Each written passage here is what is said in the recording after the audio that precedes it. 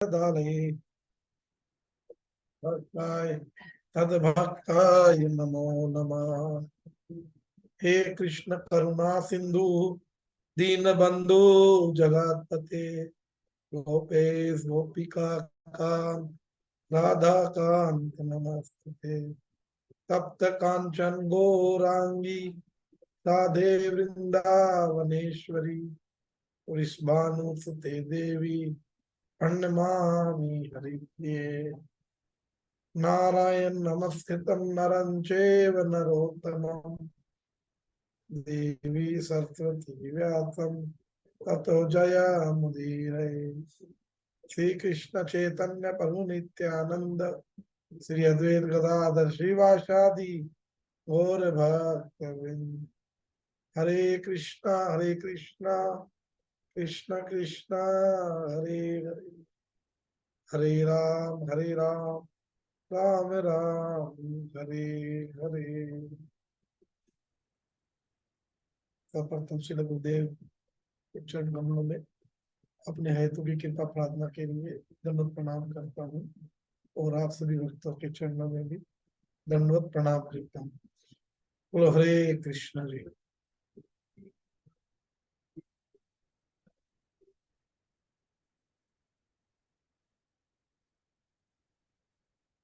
जो पिछली क्लास में जो हमने श्लोक किया था, दूसरे अध्याय का 40 नंबर श्लोक, वो श्लोक याद है आपको? हाँ जी भैया, हाथ उठाना है। हाँ जी हाँ जी, सुनाओ। ने नेहा विक्रम नासो अस्ति प्रत्यवायो न विदते सुलभस्य धर्मस्य तार्यते मैं तो भयात। इस श्लोक में भगवान श्री कृष्ण ये कह रहे हैं, जो भी कोई मेरी थोड़ी सी भी भक्ति करता है उसका कभी नाश नहीं होता। जी और और जो ये भक्ति करता है ना, वो भक्ति ना उसकी मतलब कोई भी महान दुख आ रहा है, कोई महान संकट आ रहा है, उससे भी उसकी रक्षा होती है। भौतिक संसार में भी जो हम जो भी कार्य करते हैं, स्टडी करते हैं, कुछ भी करते हैं, कोई डिग्री मतलब पूरा नहीं कर पाते तो वो जीरो हो जाती है। लेकिन आध्यात्मिकता में ऐसा नहीं है। भगवान ये कहते हैं, किसी ने मेरी 1%, 2% मतलब थोड़ी सी भी भक्ति करी है तो उससे आगे उसका प्रोसीजर, चाहे उस व्यक्ति की मृत्यु हो जाए तो उससे आगे उसको शुरुआत होगी, वो जीरो नहीं होगी कभी भी।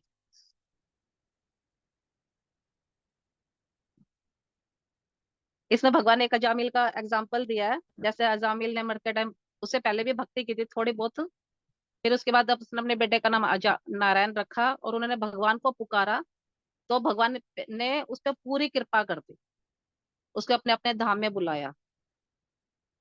मतलब अजामिल ने ज्यादा तो नहीं की थी ना, कोई ज्यादा मतलब पूरे उम्र तो उसने ऐसा कुछ नहीं किया था ना, लेकिन थोड़ी सी भक्ति पे भगवान खुश होके पूरी उस पे कृपा कर दी।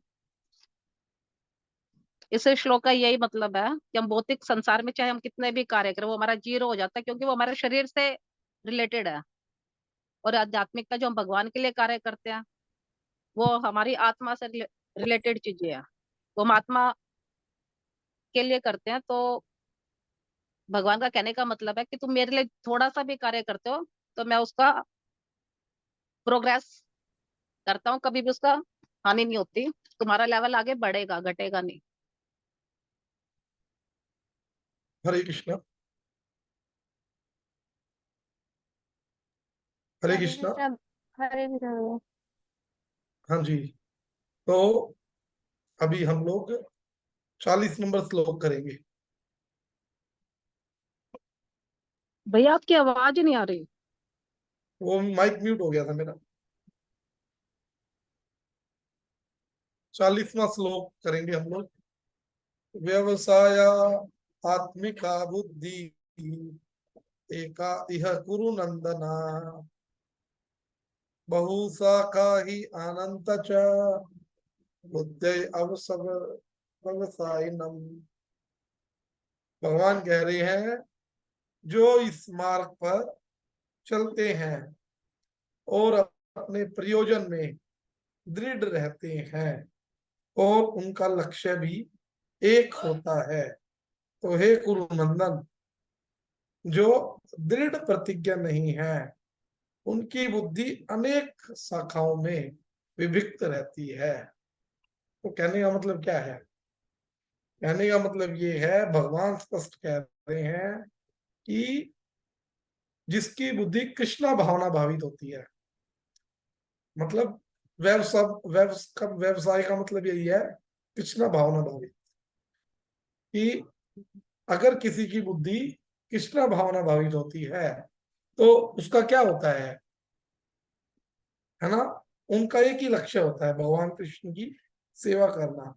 लेकिन जिनके अनेकों अनेकों प्रयोजन होते हैं, अनेकों अनेकों जो है जिनकी बुद्धि होती है, उसका क्या होता है? उसकी बुद्धि बटी रहती है। एग्जाम्पल दूं मैं आपको, जैसे कि कोई एक बिजनेसमैन है ना?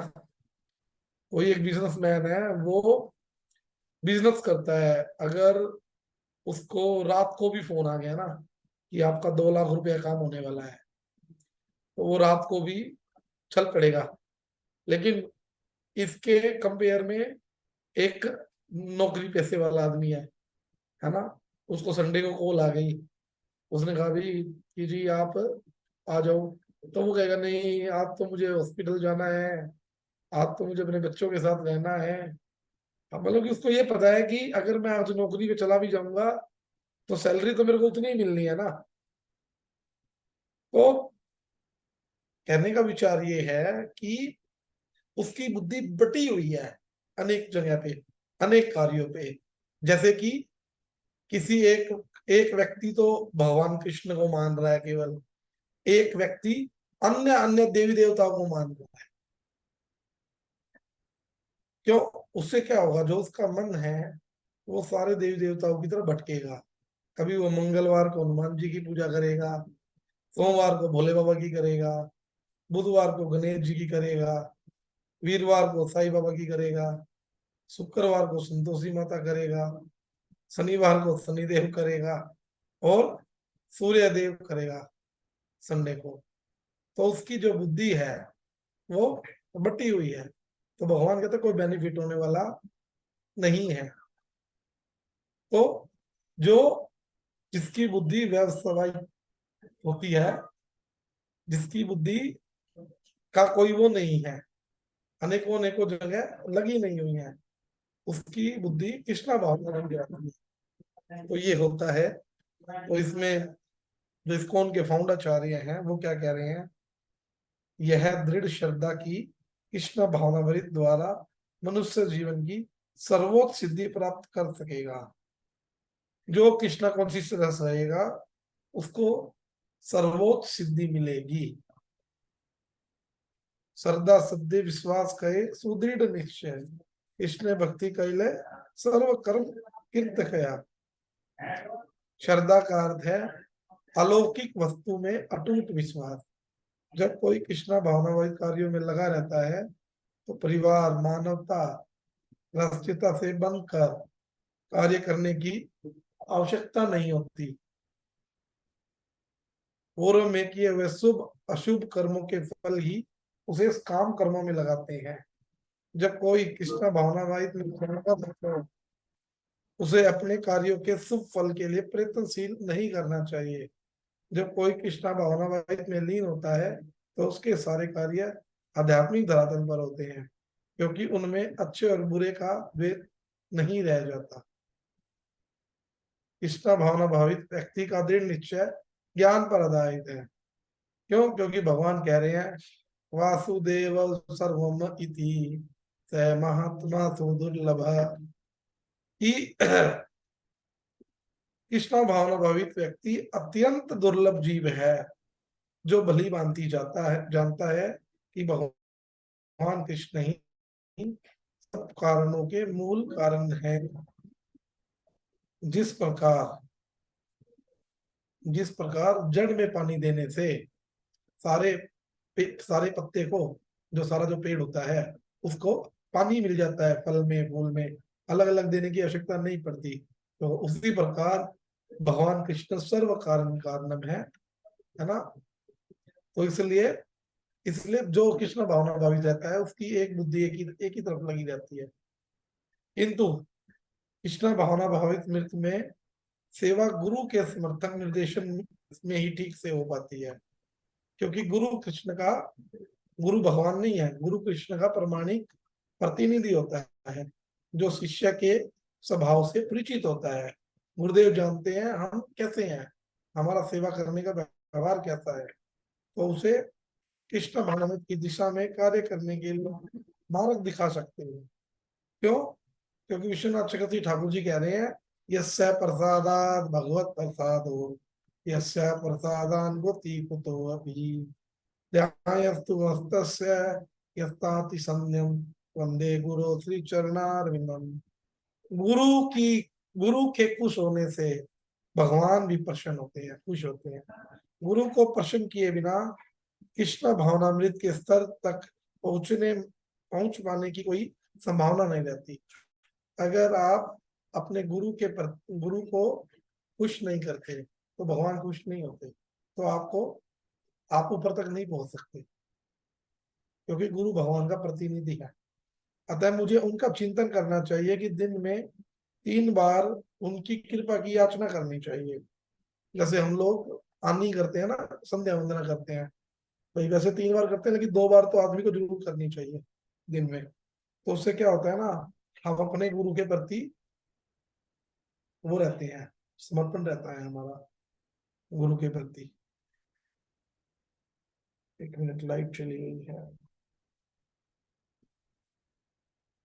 तो यह संपूर्ण पद्धति देहात्म बुद्धि से परे सैद्धांतिक रूप में नहीं, व्यवहारिक रूप में पूर्ण आत्मज्ञान पर निर्भर करती है।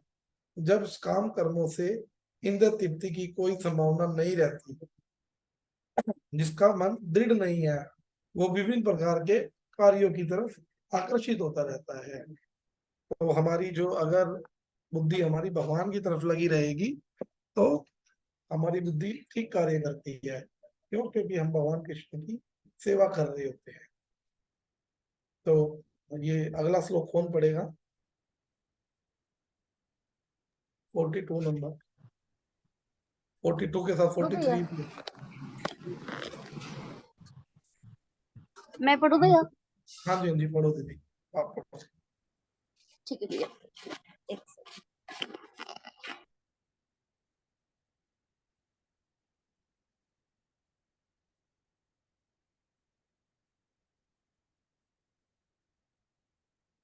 पढ़े? हाँ जी, हाँ जी भैया, अनुराग, पढ़ रही हूँ। हाँ जी भैया, पढ़ो। मैं पढ़ रही हूँ। 42 ही पढ़ना है ना? हाँ जी। व्यवसाय आत्मिका नहीं नहीं, बुद्धि। ये 41 है ना, 42 अच्छा पढ़ना है। सॉरी, ठीक है भैया, सॉरी। मैं जल्दबाजी, तो इकट्ठे हैं भैया, इकट्ठे ही पढ़ दो ना? हाँ जी, 42 43 इकट्ठे हैं। ठीक है ना?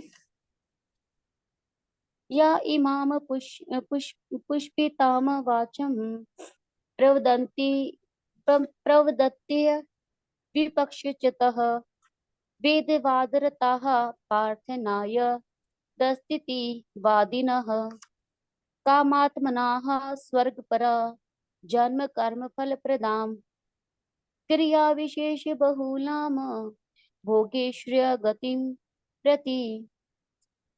अल्प ज्ञानी मनुष्य वेदों के उन अलंकारिक शब्दों के प्रति अत्यधिक आसक्त रहते हैं जो स्वर्ग के प्राप्ति, अच्छे जन्म, शक्ति इत्यादि के लिए विविध काम कर्म करने की संस्तुति करते हैं। इंद्र तृप्ति तथा ऐश्वर्य में जीवन की अभिलाषा के कारण वे कहते हैं कि इससे बढ़कर और कुछ नहीं है। तात्पर्य इसी भक्ति वेदांत के द्वारा साधारणतः सब लोग अत्यंत बुद्धिमान नहीं होते और वे अज्ञान के कारण वेदों के कर्म कांड भाग में बताए गए काम कर्मों के प्रति अत्यधिक आसक्त रहते हैं। वे स्वर्ग में जीवन का आनंद उठाने के लिए इंद्रिय तृप्ति कराने वाले प्रस्तावों से अधिक और कुछ नहीं चाहते। जहाँ मदिरा तथा तरुणियां उपलब्ध हैं और भौतिक ऐश्वर्य सर्व सामान्य है। वेदों में स्वर्गलोक पहुंचने के लिए अनेक यज्ञों की संस्तुति है, जिसमें ज्योतिषोम यज्ञ प्रमुख है। वास्तव में वेदों में कहा गया है कि जो स्वर्ग जाना चाहता है उसे ये यज्ञ संपन्न करने चाहिए और अल्प ज्ञानी पुरुष सोचते हैं कि वैदिक ज्ञान का सारा अभिप्राय इतना ही है। ऐसे लोगों के लिए कृष्ण भावना अमृत के दृढ़ क्रम में स्थित हो पाना अत्यंत कठिन है। जिस प्रकार मूर्ख लोग विशाले वृक्षों के फूलों के प्रति बिना यह जाने कि इस आकर्षण का फल क्या होगा आसक्त रहते हैं, उसी प्रकार अज्ञानी व्यक्ति स्वर्गीय ऐश्वर्य तथा तजनित इंद्रिय भोग के प्रति आकर्षित रहते हैं। वेदों के कर्म कांड भाग में कहा गया है, अपाम सोम मृता अभूम तथा अक्षयम वे चातुर्मास्य याजिनः सुकृतम भवति। दूसरे शब्दों में, जो लोग चतुर्मास तप करते हैं वे अमर तथा सदा सुखी रहने के लिए सोम रस पीने के अधिकारी हो जाते हैं। यहाँ तक कि इस पृथ्वी में भी कुछ लोग सोमरस के लिए अत्यंत इच्छुक रहते हैं, जिससे वे बलवान बने और इंद्रिय तृप्ति का सुख पाने में समर्थ हो। ऐसे लोगों को भवबंधन से मुक्ति में कोई श्रद्धा नहीं होती और वे वैदिक यज्ञों की तड़क भड़क में विशेष आसक्त रहते हैं। वे सामान्यतः विषयी होते हैं और जीवन में स्वर्गिक आनंद के अतिरिक्त और कुछ नहीं चाहते। कहा जाता है कि स्वर्ग में ननंदन कानन नामक अनेक उद्यान हैं, जिसमें देवी सुंदरी स्त्रियों का संग तथा प्रचुर मात्रा में सोमरस उपलब्ध रहता है। ऐसा शारीरिक सुख निसंदेह विषय है।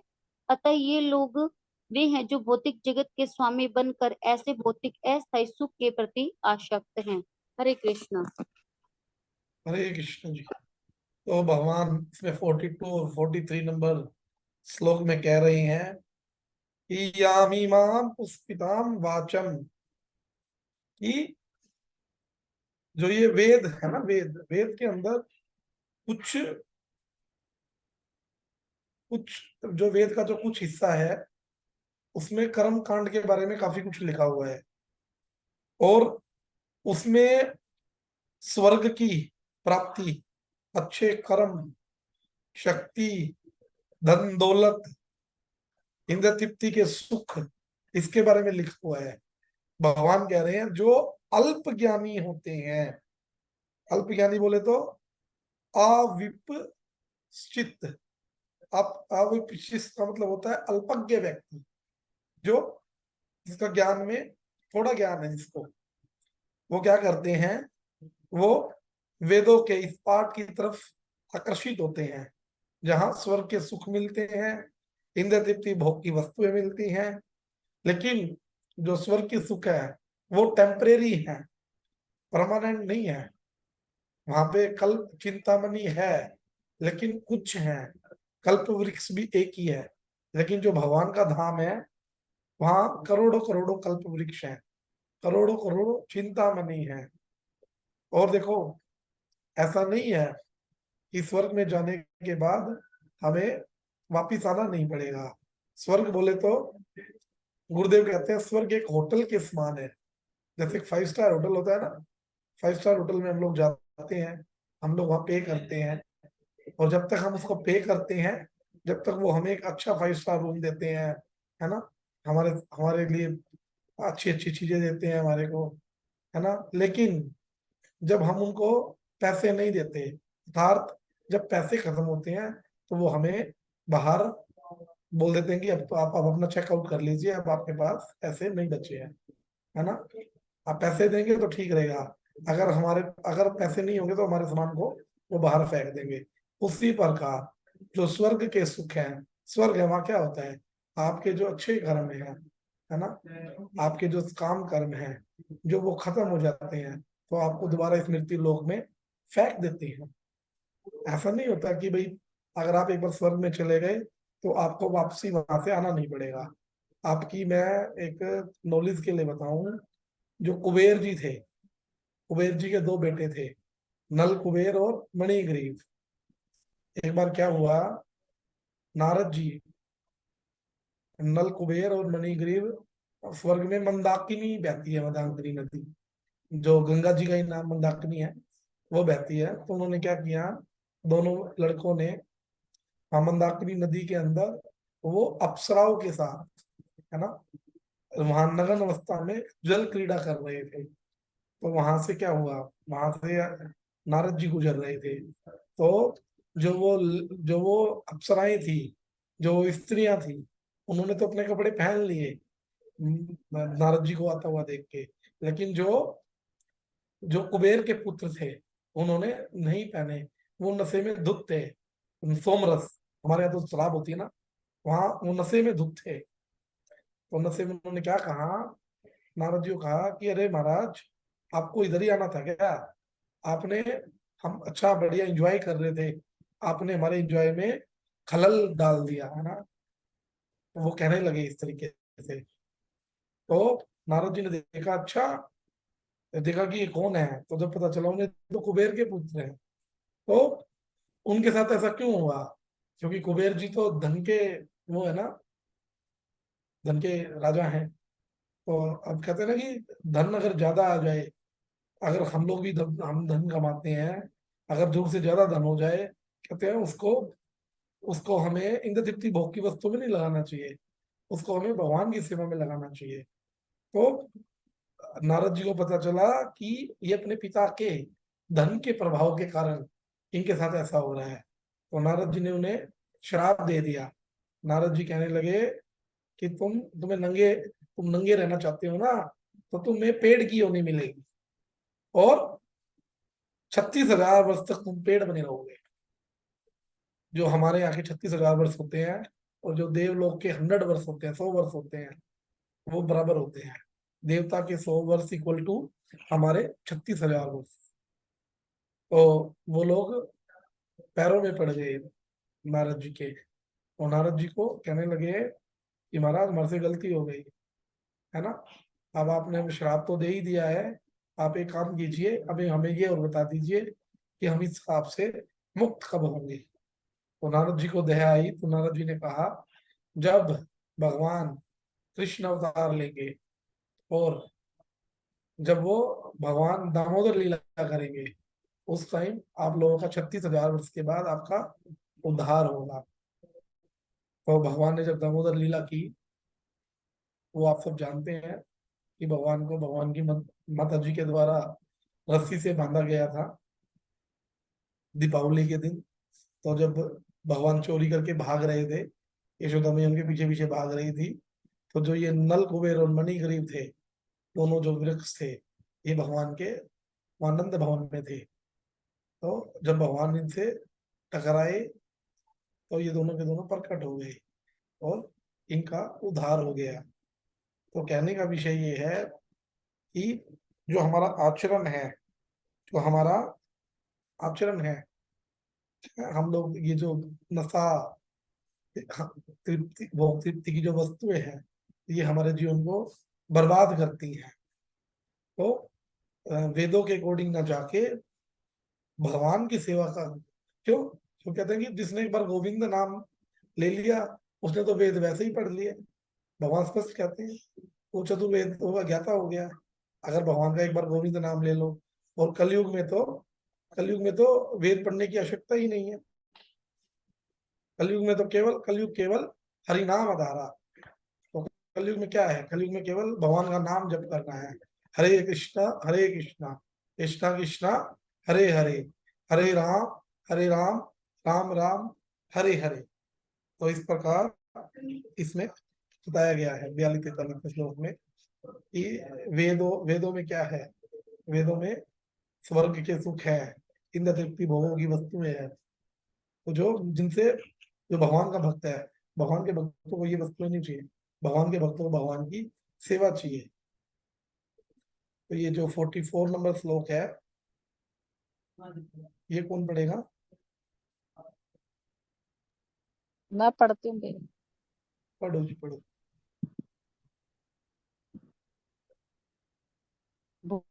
भोग ऐश्वर्य प्रसतनम त्याम त्याम चेतसाम व्यवसा सात्मिका बुद्धि बुद्धि, समादो न विद्यते। जो लोग, बुद्धि समादो न विद्यते। हाँ जी, जो लोग जो लोग इंद्रिय भोग तथा भौतिक ऐश्वर्य के प्रति अत्यधिक आसक्त होने से ऐसी वस्तुओं से मोहग्रस्त हो जाते हैं, उनके मनों में भगवान के प्रति भक्ति का दृढ़ निश्चय नहीं होता। देखो तात्पर्य, कितना समाधि का सुंदर। अर्थ है स्थिर मन। जी। वैदिक शब्दकोश निरुक्ति के अनुसार सम्यक आदित्य सामान्य मत व्यवस्था में जब मन आत्मा को समझने में स्थिर रहता है तो उसे समाधि कहते हैं। जो लोग इंद्रिय भोग में रुचि रखते हैं अथवा जो ऐसी क्षणिक वस्तुओं से मोहग्रस्त है, उनके लिए समाधि कभी भी संभव नहीं है। माया के चक्कर में पड़कर वे न्यूनाधिक पतन को प्राप्त होते हैं। देखो भगवान ने स्पष्ट कर दिया कि जिन लोगों की जो बुद्धि है वो इंद्रिय तृप्ति भोग की वस्तुओं के प्रति लगी रहती है ना। हमारे संसार में आजकल क्या हो रहा है, सबको बढ़िया गाड़ी चाहिए, बढ़िया बंगला चाहिए, है ना। सब उसकी तरफ आकर्षित हो रहे हैं, और उसके लिए चाहे उन्हें कोई भी गलत कार्य करना पड़े। हम लोग ये एक मिनट भी नहीं सोचते कि गलत कार्य कर रहे हैं, है ना। लेकिन भगवान कह रहे हैं इससे कोई फायदा नहीं है, इससे आपकी समाधि नहीं लग सकती। क्यों? समाधि का अर्थ है मन को स्थिर करना, अपने आप को आत्मा मानना, और भगवान श्री कृष्ण की सेवा करना, कृष्णा भावना भावित रहना। क्यों?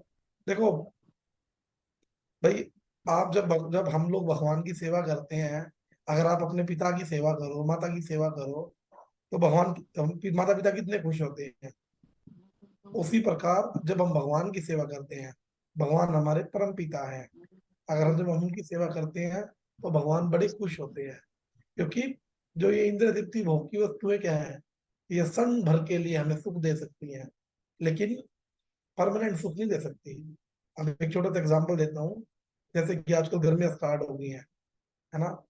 तो हम सबके घरों में एसी लगे हुए हैं।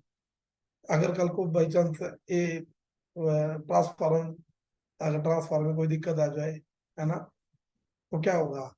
जिसके घर में एसी लगे होंगे सारे के सारे लोग परेशान हो जाएंगे, गर्मी बहुत ज्यादा लगेगी। लेकिन जिसके घर में एसी नहीं होगा वो फिर भी थोड़ा सा आराम से टेंशन फ्री जिएगा, कोई बात नहीं। और जिसके घर में कूलर भी नहीं होगा वो और अच्छे से जिएगा, है ना, पंखा पंखा होगा। तो देखो कहने को तो एसी हमारे इंद्र तृप्त भोग की वस्तु है, हमारी सुविधा की वस्तु है।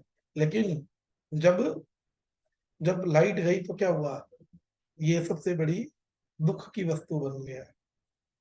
तो ये जो इंद्र तृप्ति भोग की वस्तुएं हैं, ये हमें परमानेंट सुख नहीं दे सकती। परमानेंट अगर कोई सुख दे सकता है तो वो भगवान का नाम है, और भगवान का नाम ये हमारी आत्मा की खुराक है। जब हम इस आत्मा को बराबर खुराक देते रहेंगे तो क्या होगा, यह आत्मा मस्ती में झूम उठेगी कि गोविंद मेरो है, गोपाल मेरो है। तो बड़ा सुंदर बोला है भगवान ने। अगला श्लोक।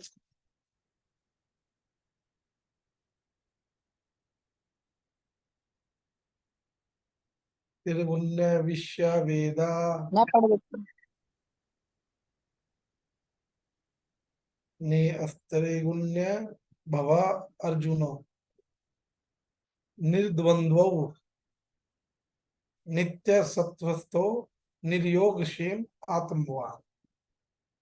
भगवान क्या कह रहे हैं, त्रिगुण्य, तीन गुण कौन कौन से हैं, रजोगुण, तमोगुण, सतोगुण।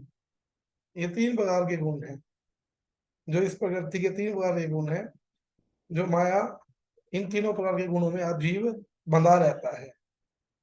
विषया, विषयों में, वेदा,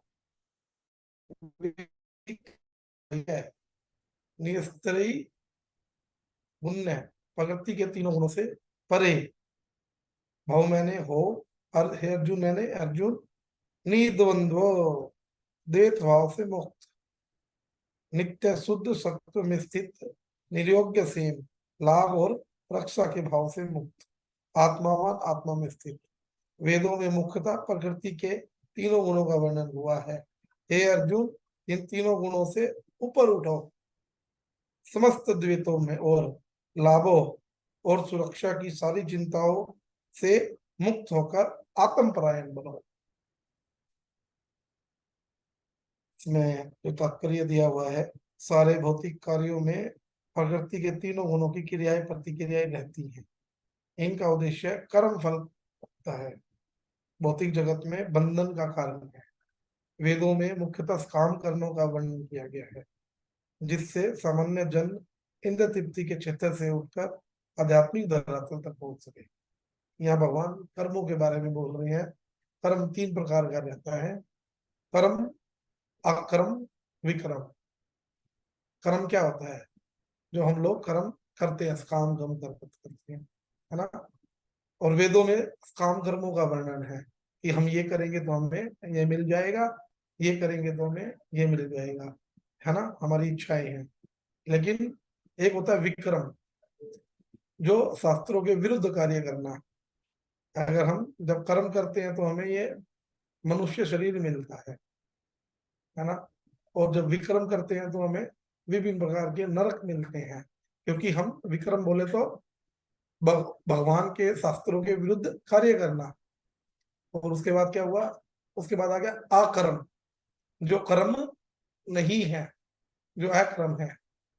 तो वो क्या है? भगवान की सेवा करना। जो कर्म आपको इस संसार में ना बांधे वो है अकर्म, लेकिन जो बांध देगा वो कौन है? वो कर्म है। तो हम लोग सारे कर्म करते हैं, हम अकर्म नहीं करते। क्योंकि अगर हम अकर्म करें, अगर हम भगवान की भक्ति करें, तो फिर हमें बंधना नहीं पड़ता। क्योंकि बनता कौन है? जो कर्म करता है।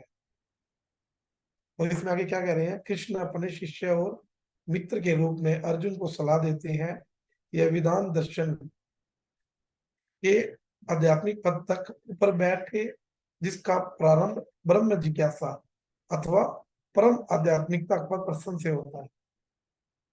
इस भौतिक जगत के सारे प्राणी अपने अस्तित्व के लिए कठिन संघर्ष कर रहे हैं। उनके लिए भगवान के इस भौतिक जगत की सृष्टि करने के पश्चात वैदिक ज्ञान प्रदान किया, जो जीवन व्यापन और भवबंधन से छूटने का उपदेश देता है। जब इंद्र तृप्ति के कार्य और कर्मकांड समाप्त हो जाते हैं, तो उपनिषदों के समय के रूप में भाव सत्साकार का अवसर प्रदान किया जाता है। उपनिषद विभिन्न वेदों के अंश है, उसी प्रकार जैसे भगवत गीता पंचम वेद भाग का एक अंग है। जब तक भौतिक संसार का अस्तित्व है, तब तक भौतिक गुणों की क्रियाएं प्रतिक्रियाएं होती रहती हैं। मनुष्य को चाहिए कि सुख दुख या शीत गर्म जैसी देवताओं को सहन करना सीखे। इस प्रकार हानि लाभ की चिंता में मुक्त हो जाएगा।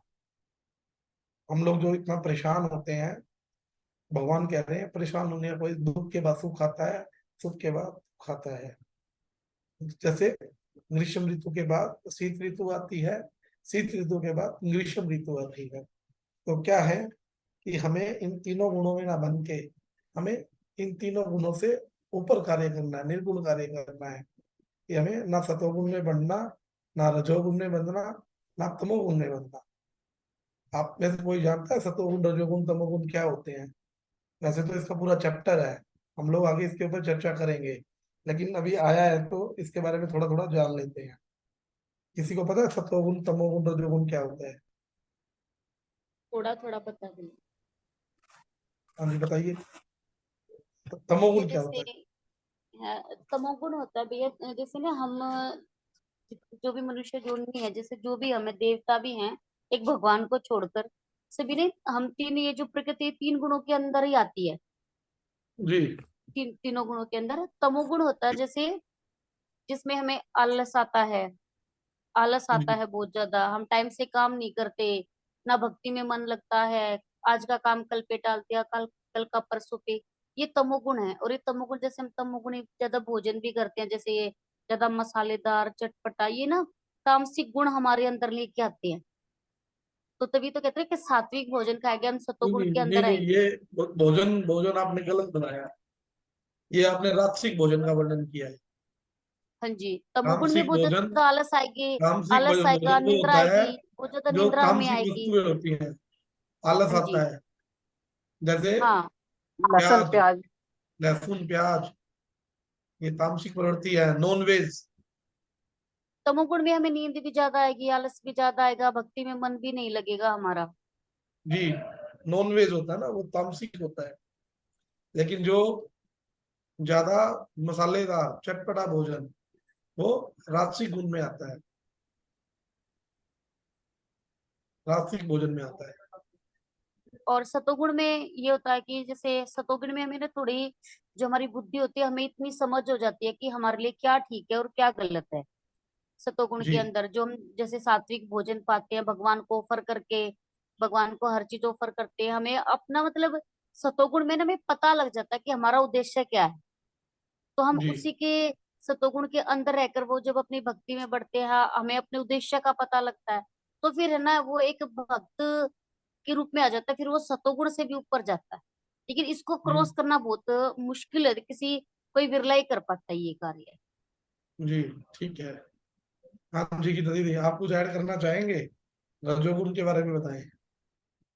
रजोगुण भी राजसिक गुण होते हैं ना जिसमें, राजसिक गुण बोले उसको तो क्या आता है राजसिक रजोगुण जैसे में? ठाट बाट से रहना। तो जो राजसिक गुण वाले होते हैं वे तो एक थोड़े से मिनट दीदी, मतलब तब सत्व और एक रजोगुण मिक्स एक होते हैं ना। मिनट, एक मिनट, एक मिनट।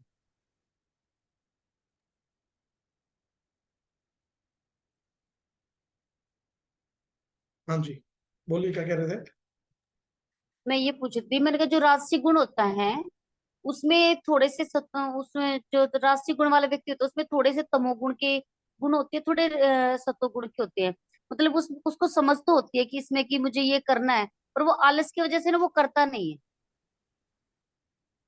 ऐसा है, क्या होता है ना कि जब जब राजसिक गुण होते हैं ना, तो राजसिक जैसे हम मनुष्यों के अंदर राजसिक गुण होते हैं ना, लेकिन जब हम लोग तमोगुणी भोजन करते हैं, है ना, तामसिक वस्तुओं का सेवन करते हैं, जैसे कि समय बोला जाए तो भाई रात को जितने भी ये हमारी ये जो पार्टीज होती हैं रात के टाइम, जो ड्रिंक की पार्टीज रहती हैं, ये रात के टाइम होती हैं सारी की सारी। अगर कोई कोई बंदा किसी को सुबह 4 बजे ड्रिंक पिलाए, दारू पिलाए, कोई जाएगा? कोई नहीं जाएगा। आप उसको फ्री में बांटोगे 4 बजे, कोई नहीं जाएगा। लेकिन ये सारे के सारे कार्य 12 बजे होते हैं, 11 बजे होते हैं, तामसिक समय होता है जब वो उस टाइम होते हैं सारे के सारे। तो क्या होता है ना, ये तामसिक वस्तुएं हैं जिसका जिसका मनुष्य अगर उसका हल्का हल्का भी जब जब ज्यादा तीखे चटपटे जब भोजन करने लग जाता है, तो धीरे धीरे धीरे वो तामसिक प्रवृत्ति का होने लग जाता है। फिर वो धीरे धीरे आकर फिर वो क्या करेगा? फिर वो तामसिक वस्तु का सेवन करेगा, फिर वो तामसिक हो जाएगा। और सतोगुण तो आप लोग जानते ही हो। सतोगुण बोले तो भाई भगवान की सेवा पूजा करना है ना, कभी किसी का दिल नहीं दुखाना है ना भाई, भगवान का क्या नाम है, सात्विक भोजन करना है, उबला हुआ भोजन करते हैं, है ना। तो ये सात्विक है, ये है ना। राजसिक मनुष्य की योनि इंद्र तृप्ति भोग की वस्तुओं के पीछे बावला होना, पागल होना कि मुझे घर चाहिए, आवश्यकता से अधिक पैसे कमाना, है ना, ये सब राजसिक प्रवृत्ति है ना। भैया फिर तो ऐसे तो मतलब देखा जाए तो फिर हम ऐसे तो हम रोज तीनों गुणों के अंदर आते हैं। हाँ जी, बिल्कुल ऐसे तो हम बिल्कुल। रोज तीनों गुणों के अंदर आते हैं। हम प्रकृति के तीनों गुणों के अंदर बंधे हुए हैं ना। नहीं, जैसे सुबह का टाइम मान लो, इतना जब हम ब्रह्म मुहूर्त में उठते हैं हमारा मन इतना खुश होता है कि पूजा भी करें वो भी करें, तो मतलब हम वो सत्वगुण में होते हैं उस टाइम पर। फिर जैसे बिल्कुल दोपहर से होती है हम राजसी गुण में आ जाते हैं, और शाम होते होते छोड़ो माला रह गई एक, तो चलो छोड़ो कल कर लेंगे, तो वो हम तमोगुण बिल्कुल के अंदर आ जाते हैं फिर। बिल्कुल बिल्कुल आते हैं, लेकिन लेकिन हम अगर उस समय भगवान का कार्य करते हैं, तामसिक चीजों से बचने की कोशिश करते हैं। अब आप एक बात बताओ, एक चाकू है ना, एक चाकू है, एक चाकू तामसिक गुण में भी हो सकता है और एक चाकू सात्विक भी हो सकता है ना। हाँ जी। तामसिक हाँ हम जी किसी का बोलिए। गला काट दें, हाँ तामसिक हो जी। जाएगा। हम उसी से फल काट रहे हैं, भगवान की सेवा के लिए, सात्विक हो जाएगा, है ना। अब एक वो जो होता है ना, क्या बोलते हैं, हारमोनियम है, हारमोनियम अगर रखा है तो कोई तो उसे बजाने की वस्तु सोचेगा, है ना, संगीतकार होगा, लेकिन कोई दूसरा व्यक्ति उसे बेच के दारू पी लेगा। तो विचार हम लोग हर टाइम तीनों चीजों से निकलते हैं, लेकिन जो हमारे जो गुण होते हैं ना, ये गुण बोले तो सात्विक गुण को बोलते हैं, अ, ये होता है गुण मतलब था रस्सी बंधना, है ना। तो इसको बोलते हैं, ये तीन प्रकार के रस्से हैं, एक चांदी का रस्सा, एक लोहे का रस्सा, एक सोने का रस्सा। भाई बंधोगे तो तीनों में ही ना, सोने का हो, चांदी का हो, लोहे का हो। लोहे का रस्सा कौन सा है? लोहे का रस्सा है आपका तमोगुण। तामसिक, हाँ जी, तमोगुण। और आपका चांदी का रस्सा राजसिक, और सोने का रस्सा सात्विक। तीनों ही रस्से हैं।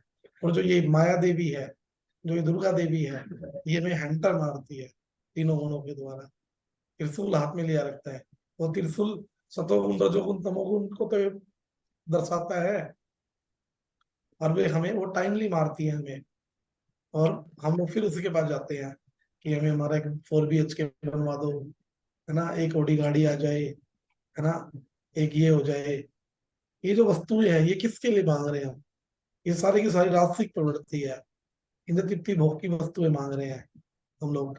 अगर जब हम लोग क्या करते हैं, जब हम तामसिक प्रवृत्ति में आते हैं, तो हम ये नहीं देखते हम किसी को मार रहे हैं, है ना, किसी का बुरा कर रहे हैं। ये सारी तामसिक प्रवृत्तियां हैं। कुत्ते को क्या पता होता है? कुत्ता, जो कुत्ता होता है ना, कुत्ता क्या करता है? कुत्ता काट लेता है ना। जो तामसिक प्रवृत्ति रहती है ना, हम पशुओं की तरह व्यवहार करने लग जाते हैं तामसिक प्रवृत्ति में। तो ये अभी तो हम थोड़ा सा कर रहे हैं। जब हमारा चैप्टर आएगा, जब उसके ऊपर पूरा रहेगा कि तामसिक गुण क्या होता है, सतोगुण क्या होता है, रजोगुण क्या होता है, उसमें समय कौन सा होता है, आहार कौन सा होता है, अगर तामसिक बढ़ जाता है तो क्या होता है, सात्विक बढ़ता है तो क्या होता है, टोटल पूरी व्याख्या आएगी आने वाले चैप्टर में। तो भगवान का कहने का मतलब ये है कि हमें इन तीनों गुणों का वर्णन हुआ है, और हमें इन तीनों गुणों से ऊपर उठना चाहिए। हमें बंधना नहीं चाहिए, हमें भगवान की सेवा करनी चाहिए। और जब हम भगवान की सेवा करते हैं, जब हम अकर्म करते हैं, है ना, तो हम फिर बंधते नहीं हैं। अगर कोई भी कार्य अगर हमें बांध रहा है, तो उसका कोई बेनिफिट नहीं है। ठीक है ना। तो भगवान इसमें यही कह रहे हैं कि आत्म परायण बनो, इन गुणों से मुक्त होकर। तो ये लास्ट श्लोक कौन पढ़ेगा? मैं पढ़ू भैया? पढ़ो। यावान अर्थ उद्पाने सर्वतः संप्लुतोदके तावान सर्वेषु वेदेषु ब्राह्मणस्य विजानतः। एक छोटे से कूप का सारा कार्य एक विशाल जलाशय से तुरंत पूरा हो जाता है। इसी प्रकार वेदों के आंतरिक तात्पर्य जानने वाले को उसके उनके सारे प्रयोजन सिद्ध हो जाते हैं।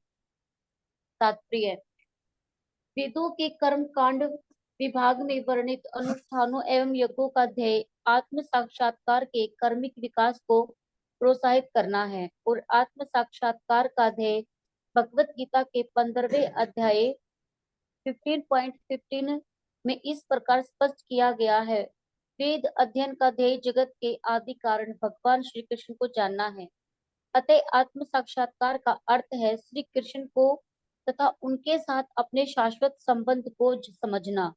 श्री कृष्ण के साथ जीवों के संबंध का भी उल्लेख भगवत गीता के 15वें अध्याय 14.7 में हुआ है।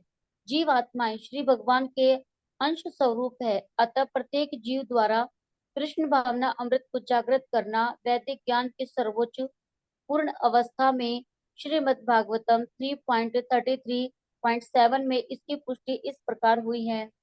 अहो बत श्रुव पचो अतो क्रियाण यज्ञयाः गृहे वर्तते नाम तुभयम् तपु तपुसतपस्य तेजुहुवः ससूया ससूनुयार्या ब्रह्मानु मारण गृह्णन्ति ये ते।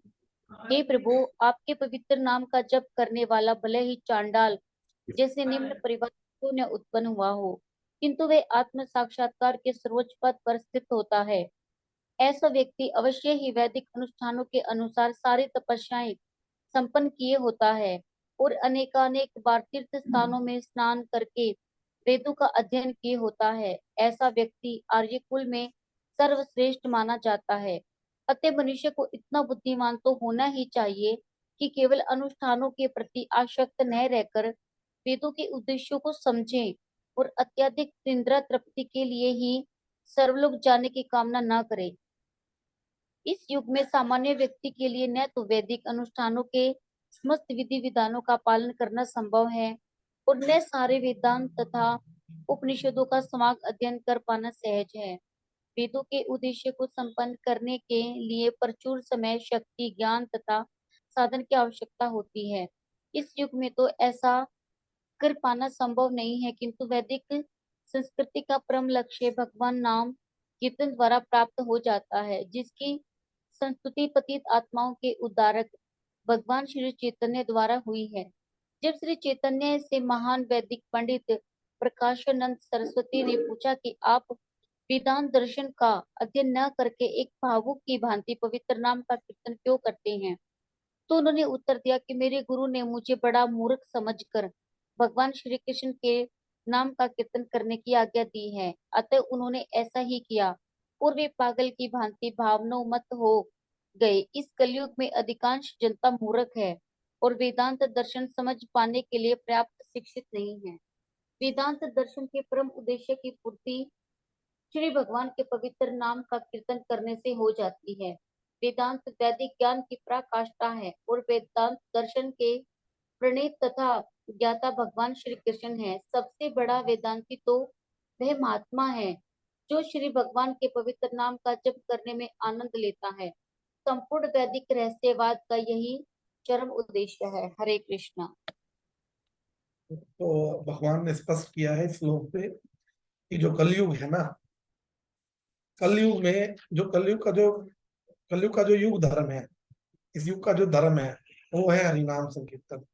तो हमें इस हरिनाम संकीर्तन में जो जैसे एक छोटा सा कुआं होता है, एक छोटा सा कुआं होता है, छोटे से कुएं में पानी कहाँ से आ रहा है भाई? नीचे से आ रहा है, आपका कोई तालाब से आ रहा है। तालाब में पानी कहाँ से आ रहा है? नदियों से आ रहा है ना? तो एक छोटा सा कुआं अगर नदी देखे तो नदी के अंदर ऐसे छोटे छोटे कुएं बहुत बन जाएंगे, ठीक है ना? उसी प्रकार वेदों के आंतरिक तात्पर्य जानने वालों को उनके सारे प्रयोजन सिद्ध हो जाते हैं।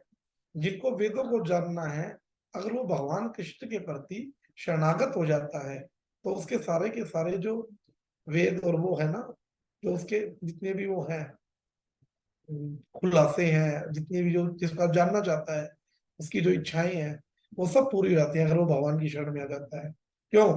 क्योंकि देखो ना, ध्रुव महाराज जी थे, ध्रुव महाराज जी छोटे से थे, है ना, जानते नहीं थे। प्रहलाद जी जब आए, प्रहलाद जी ने उनको ओम नमो भगवते वासुदेव का मंत्र दिया, तो वो जब कर रहे थे तो भगवान से रहा नहीं गया, है ना। छोटा सा भक्त है मेरा, मेरा नाम कर रहा है ना। तो भगवान जब उसका दर्शन करने के लिए आए, कहते हैं भगवान दर्शन देने के लिए नहीं आए, अपने भक्त का दर्शन करने के लिए आए थे। तो भगवान ने क्या किया, ध्रुव को तो कुछ बोलना नहीं आता था, भगवान ने थोड़ा सा अपना शंख उसके कपोलों पे लगाया तो वो वेदवाणी बोलने लगा। तो कलयुग का जो धर्म है, कलयुग का धर्म है हरिनाम संकीर्तन। अगर हम हरे कृष्ण महामंत्र का जप कर लेते हैं तो हमें और भी कुछ भी आवश्यकता करने की आवश्यकता है ही नहीं। कहते हैं अगर कोई चांडाल भी क्यों ना हो, उसने सारी जिंदगी नॉनवेज क्यों ना खाया हो ना, अगर वो इस श्लोक में दिया हुआ है, ये जो भागवतम का श्लोक है जो भी दीदी ने पढ़ा था, अहो बता सौ पचो, सौ पचों का मतलब वही होता है कि किसी ने नॉनवेज क्यों ना खाया हो, तो वो चंडाल भी क्यों ना हो, अगर वो भगवान की शरणागति में आ जाता है, अगर वो भगवान का हरिनाम संकीर्तन कर लेता है, तो क्या होता है, उसके सारे के सारे पाप दूर हो जाते हैं। और उसे वेदी, भी देखो, वेदों को पढ़ने की हमारी पास हमारे अंदर योग्यता ही नहीं है। हम पीएचडी की पढ़ाई पढ़ने जा रहे हैं और हमें एबीसीडी आती नहीं है। क्यों? क्योंकि चैतन्य महाप्रभु, जब चैतन्य महाप्रभु को देखा, प्रकाशानंद सरस्वती जी थे, उन्होंने देखा कि भैया ये सन्यासी है। चैतन्य महाप्रभु कौन है? साक्षात भगवान कृष्ण है। तो जब वो सन्यास ले चुके थे भगवान जी, तो भगवान जी नाचते थे इस हरे कृष्ण महामंत्र को कर करके, है ना। कभी कूदते थे, कभी नीचे गिर जाते थे भगवान की सेवा में।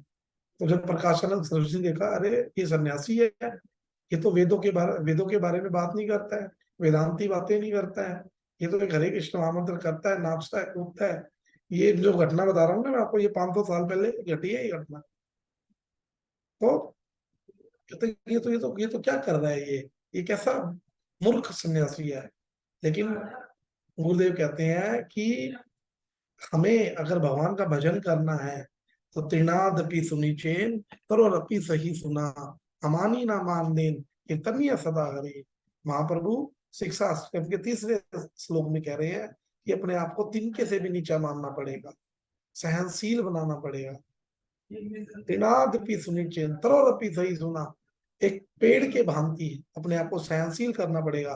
पेड़ को आप काट देते हो, पेड़ कुछ नहीं बोलता, पेड़ बेचारा क्या करता है, फल देता है ना। उसके बाद वो छां भी देता है, आप उसको काटते हो, सूख भी जाता है, सूखने के बाद भी हमारे काम का रहता है। हम उसको लकड़ी को, हम उसके लकड़ी के दरवाजे बनाते हैं, लकड़ी को यूज करते हैं, है ना। तो जो भक्त होता है ना, भक्त को अपने आप को तो पेड़ के समान होना चाहिए, है ना, बिल्कुल नरम स्वभाव, दयालु स्वभाव। तो भगवान क्या कह रहे हैं, तो चैतन्य महाप्रभु कह रहे हैं, मेरे गुरुजी ने मेरे को ये हरे कृष्ण महामंत्र दिया, अरे मैं तो मूर्ख था, मुझे तो कुछ पता ही नहीं था, उन्होंने मेरे को मंत्र दिया, और ये मंत्र ऐसा है तो मैं इसे करता हूँ ना, मुझे इतना आनंद आता है। कभी मैं नाचता हूँ, कभी मैं इधर कूदता हूँ, कभी ये करता हूँ, कभी वो करता हूँ, तो मुझे तो इसके इसके अलावा कुछ और दिखाई देता ही नहीं है। तो उसी प्रकार जब भगवान चैतन्य महाप्रभु जो साक्षात कृष्ण है, जब वो ऐसा कह सकते हैं, तो कलयुग के तो जीव तो मायाबद्ध जीव है। हम लोग भी तो सारे मूर्ख हैं, है ना। हम अपना भला जानते नहीं है, और मूर्ख तो हमने पहले सिद्ध कर दिया ना भगवान ने, क्योंकि हम लोग सब आत्मा है ना। लेकिन हम लोग सब अपने आप को शरीर मान बैठे हैं, और शरीर मान के हम इस भौतिक ज्ञान को ले रहे हैं, जो कि हमारे किसी काम का नहीं है। लेकिन जब हम अपने आप को प्रूफ कर लेते हैं कि हम आत्मा है, तो हम आध्यात्मिक ज्ञान लेने पड़ जाते हैं। तो भगवान कह रहे हैं स्पष्ट कि जो इस हरिनाम संकीर्तन को कर लेता है, जो कृष्णा कॉन्शियसनेस हो जाता है, उसे फिर ये वेदों की आवश्यकता नहीं है किसी प्रकार की। क्यों? कलयुग केवल हरिनाम। तो भगवान स्पष्ट कर रहे हैं कि हमें कृष्णा कॉन्शियसनेस हो जाना चाहिए। हे अर्जुन, तुम कृष्णा कॉन्शियसनेस हो जाओ। तो ये है आज का।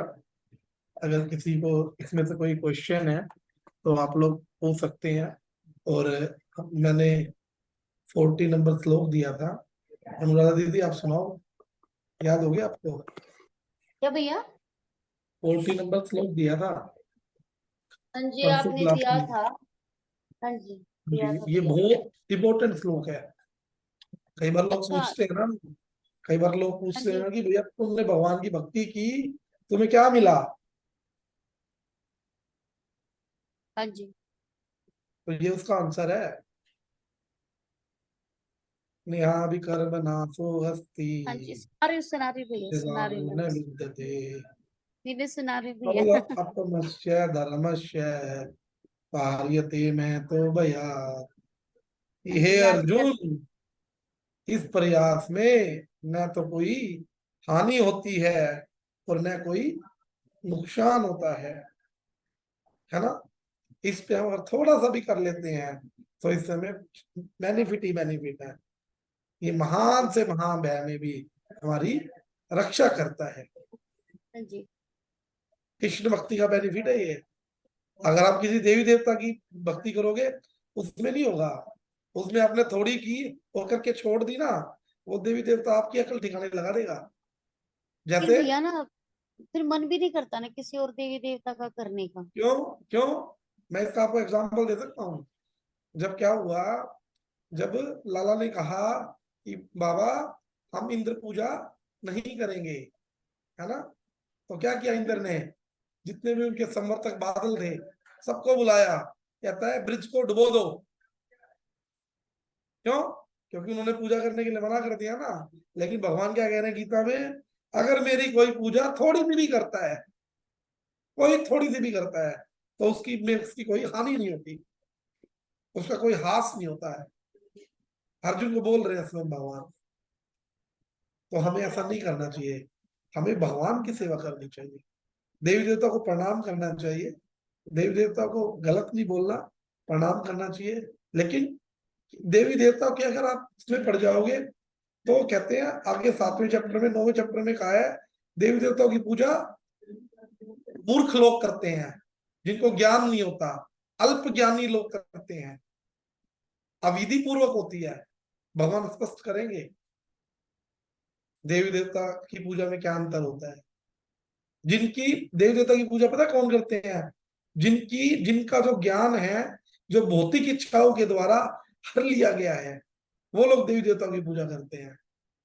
अब आप एक छोटी सी बात बताओ मेरे को, एक एग्जांपल देते हैं गुरुदेव कि आपको खांसी जुकाम हुआ है ना, आप अपने अपने पिताजी के पास आए, आपने बोला पिताजी मेरे को आइसक्रीम खानी है ना, तो क्या पिताजी आपको आइसक्रीम खाने के लिए पैसे देंगे? नहीं देंगे वो, क्योंकि उन्हें नहीं पता है देंगे। आपका गला खराब है। लेकिन अब आपने क्या किया, अब आप एक पड़ोस में थे ना, एक भैया थे, आपको जानते हो, आपने कहा भैया मेरे को आइसक्रीम खानी है, आप मेरे को आइसक्रीम खिला दो, है ना। तो क्या वो नहीं देखता, वो देखता है कि भैया ठीक है बेटा चलो मैं आइसक्रीम दिला देता हूँ आपको। उसको आपके खांसी जुकाम से कोई मतलब नहीं है। और हम लोग जो हमारे माता पिता हैं, जो पेरेंट्स हैं, वो जानते हैं कि हमें जो वो आइसक्रीम है, वो आइसक्रीम हमारे गले को दिक्कत करेगी, हमारे को कोल्ड हो जाएगा। ऐसे ही भगवान हमें वो वस्तु देते हैं जिस वस्तु में हमारा मंगल होता है। लेकिन देवी देवता हमें कोई भी वस्तु दे देते हैं, वो ये नहीं देखते उससे हमारा मंगल होगा या अमंगल होगा, क्योंकि वो तो देवी देवता है ना भाई। और फिर वो तो पड़ोसियों हमें को सिर्फ भौतिक चीजें दे सकते हैं ना भैया। हाँ, और वो भौतिक चीजें दे सकते हैं, वो तो फिर भगवान नहीं दे सकते। वो क्या नाम, और भौतिक चीजें भी वो कहाँ से लेके आते हैं, वो भगवान के पास से तो लेके आते हैं। उनके पास थोड़ी कोई पेड़ पौधे थोड़ी लगे हुए हैं कि वो तोड़ के दे देंगे आपको, क्योंकि देवी देवता तो ब्रह्मा बन सकते हो आप, लिखा है ब्रह्मा की पोस्ट अगर प्राप्त करनी है आपको, तो आपको 100 वर्ष तक, है ना, ब्रह्मचर्य ब्रह्मचर्य गृहस्थ वानप्रस्थ संन्यास, 100 वर्ष तक इस धर्म का पालन करो शास्त्रों के अकॉर्डिंग, आपको ब्रह्मा की पोस्ट मिल जाएगी। देवी देवता तो खुद तरसते हैं मनुष्य योनि के लिए, कि मनुष्य योनि मिल जाए तो मनुष्य योनि में भगवान को प्राप्त किया जा सकता है। वहां पर भक्ति नहीं है ना भैया, इसलिए कहते हैं कि वहां पर हाँ, भक्ति नहीं है भगवान। देखो ना, आए ना, जब सुखदेव जी ने परीक्षित को भागवत सुनाई, परीक्षित जाने लगा भगवान के धाम, तो इंद्र कहता है मैंने 100 अश्वमेध यज्ञ किए, है ना, मुझे तो नहीं मिला भगवान का धाम। सूर्य कहता है मैंने वाजपेयी यज्ञ किए, मुझे नहीं मिला। चंद्रदेव कहता है मैंने ये किया, अग्निदेव कहता है मैंने वो किया। ये सारे के सारे लोग इकट्ठे होके ब्रह्मा जी के पास जा पहुंचे, कहते पितामह बताओ ऐसा परीक्षित ने क्या किया है जिसके कारण इसे भगवान का धाम मिल रहा है और हमें आज तक नहीं मिला। तो क्या किया ब्रह्मा जी ने, ब्रह्मा जी ने एक तराजू मंगाया और तराजू के अंदर उनके सारे अश्वमेध यज्ञ, वाजपेयी यज्ञ, देश सेवा, है ना, पितृ सेवा, मातृ सेवा, गुरु सेवा, सब रख दिया। लेकिन बाद में क्या रखा, भगवान कृष्ण का था, है ना, सत्संग साधु संग वो रखा। तो जितने भी उनके धर्म थे ये सब फुर हो गए, और भगवान का केवल भगवान की कथा, भगवान का हरिनाम, केवल इसके कारण तो उन्होंने कहा भाई परीक्षित ने ये किया, परीक्षित ने 7 दिन कथा सुनी, ये देवता लोग अमृता कलश लेके आए सुखदेव जी के पास, कहते हैं कि परीक्षित को तो 7वें दिन मर जाएगा, है ना, आप इसको अमृत पिला दीजिए, ये जीवित हो जाएगा और ये कृष्ण कथा हमें सुना दीजिए।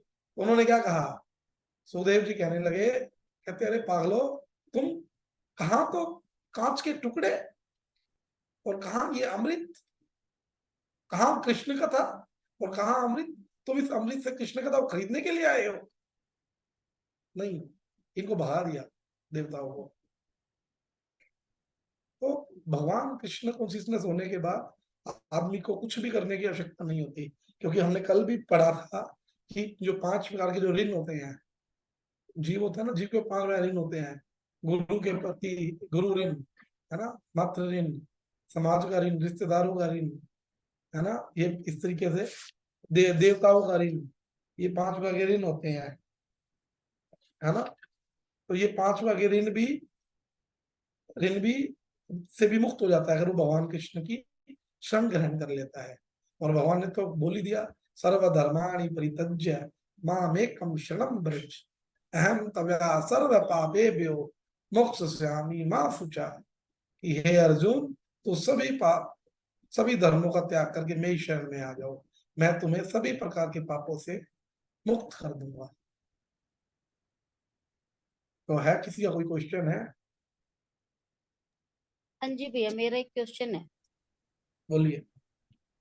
भैया देखो, आपने आज जो मतलब सुनाया था कुबेर के बारे में और नीलमणि के बारे में, कि उन्होंने जी सोमरस पिया हुआ था। ये देखो, जो देवता होते हैं वो तो एकादशी भी करते हैं, मतलब कोई मतलब 4 नियम पूरे निभाते हैं, मतलब तभी तो उन्होंने उन्हें देवता की जो पोस्ट मिली हुई है। तो फिर वो वहां पर मतलब ये मदिरा की तरह ही होता है सोमपान, या क्या होता है? ये स्वर्ग का सोमरस है, ये स्वर्ग अच्छा, के ये सुख है। मतलब उसमें नहीं आता, ये उसमें नहीं आता, जो ये जैसे तमोगुण वाले उसमें नहीं आता, मदिरा में नहीं आता? ये भी तो राजसी की है ना, अच्छा। राजसिक है ना। हरे कृष्णा, मैं कुछ बोल सकती हूँ? जी जी जी बोलिए। देखिए, हर युग में भगवान जब अवतार लेते हैं तो वो कुछ सिखाने के लिए, हमें शिक्षा देने के लिए ही कुछ लीलाएं होती हैं। तो जी जैसे तो रावण ने भी बहुत ज्ञान प्राप्त किया था, पर उसमें ईगो थी। तो जब जी ईगो आ जाए ना, तो तब ईगो नहीं आनी चाहिए, वो इसमें दर्शाया गया कि ईगो के वश, यानी कि बड़े बाप के बेटे थे, ईगो वश हाँ जी वो हाँ जी बिल्कुल। तो ईगो को छोड़ने के लिए ये कहानी है। तो सोमरस को बोल दीजिए, जो मर्जी बोलिए। तो ईगो छोड़ने के लिए ये कहानी है। मेन मेन तो ये है कि जब आप ईगो में आ जाते हैं, मद मद में आ जाते हैं, तो मद जो है, आई मीन बिल्कुल, ईगो जो है, वो वैसे ही नशा ऐसा होता है कि उसमें आप बुरे काम नशा करते ही किसी भी करते हैं। वस्तु का हो माता जी, हाँ, वो बुरे काम चाहे होते ही वो होते हैं। कोई भी हो, नशा हर हाँ चीज जी। का हानिकारक है। अभी राम ने रावण को मारा, तो रावण तो मर गए, पर जब कौशल्या जी ने पूछा कि तेरे को बधाई हो, तूने रावण को मारा, उसने बोला मैंने नहीं मारा, उसके अहम ने, उसके ईगो ने हाँ उसको मारा है। बिल्कुल बिल्कुल माता जी बिल्कुल। हाँ, तो ये जब लीलाएं होती है तो ये डिफरेंट गुण आदमी के उभारने के लिए, और उसका क्या नतीजा होता है, इसलिए ये कहानियां हैं, या जी जो जी भी, जी क्योंकि हमने तो जी जी देखी नहीं है, तो जो लिखी गई है इसीलिए एग्जाम्पल्स एक्सप्लेन करने के लिए है। जी जी तो सोमरस, तो देखा जाए तो ये भी, हम लोग तो बच्चों को मजाक में कहते हैं फर्मेंटेड अंगूर का जूस है। जैसे लस्सी भी फर्मेंटेड होती है, वैसे जी जी सोमरस भी फर्मेंटेड जी जी अंगूर ही है। तो जी जी ऐसा कुछ नहीं है। जय श्री जी कृष्ण, बस इतना ही बोलना है। जी जी जी माता जी बिल्कुल बिल्कुल। क्योंकि देखो ऐसा ना, स्वर्ग के भी वही है ना, आपके जिस दिन आपके जो पुण्य है, वो जिस दिन पुण्य समाप्त हो जाएंगे, आपको आना पड़ेगा वापस, क्योंकि वो टेम्परेरी है ना, वो जो आपको पोस्ट मिली है वो परमानेंटली नहीं है, वो परमानेंटली नहीं है, आप एक योनि भोग रहे हो, जाके भोग कर रहे हो स्वर्ग के सुखों का।